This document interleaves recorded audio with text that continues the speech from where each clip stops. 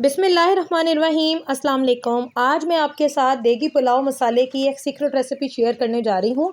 मैं इस मसाले को बनाकर एयर टाइट जार में रख देती हूँ और जब भी मैंने कोई भी देगी पुलाव बनाना हो, जैसा कि देगी मटन पुलाव, देगी बीफ पुलाव, देगी चिकन पुलाव या देगी चना पुलाव, तो मैं इस मसाले से उसको बनाती हूँ और वो पुलाव बहुत मज़ेदार बनता है, बहुत खुशबूदार और लजीज बनता है। तो आइए मैं आपको बताती हूँ कि मैं ये मसाला किस तरीके से बनाकर घर पर रखती हूँ।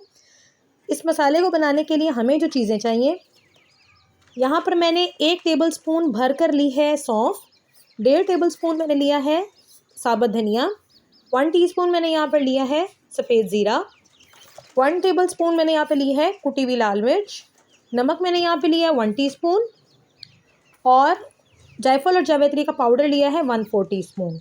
आप चाहें तो लाल मिर्च जो है वो अपने टेस्ट के अकॉर्डिंग एडजस्ट कर सकते हैं। अब इन तीनों चीज़ों को मैं पहले भूनूंगी ताकि इसका अच्छा सा फ्लेवर आ जाए। हम इसे ड्राई रोस्ट करेंगे, तो चलें इसे ड्राई रोस्ट करते हैं। हाँ जी, यहाँ पर मैंने एक पैन लिया है, इसे मैंने गर्म कर लिया है। अब इसमें मैं इन तीनों चीज़ों को शामिल कर रही हूँ। हम इसे तकरीबन हल्की आंच के ऊपर ड्राई रोस्ट करेंगे जब तक इसकी बड़ी भीनी भीनी सी खुशबू आने लगे और ये अच्छे तरीके से ड्राई रोस्ट हो जाए। आँच हमने बिल्कुल हल्की रखनी है और इसका कलर भी जो है वो हल्का सा चेंज हो जाएगा। तो मिलती हूँ आपको इसको ड्राई रोस्ट करने के बाद। हाँ जी, ये देखें मैंने इसको ड्राई रोस्ट कर लिया है। अब मैंने इसे बाउल में निकाल लिया है। अब इसको मैं ठंडा करूँगी और ठंडा करने के बाद इसे मैं ग्राइंड करके फिर मैं आपसे मिलती हूँ। ये देखें यहाँ पर मैंने इसे मोटा मोटा दरदरा सा ग्राइंड कर लिया है। इसे बिल्कुल पाउडर नहीं बनाना। अब यहाँ पर इसमें ये तीनों चीज़ें शामिल करके इसको मैं मिक्स कर लूँगी और मिक्स करके हमारा मसाला जो है वो रेडी हो गया है।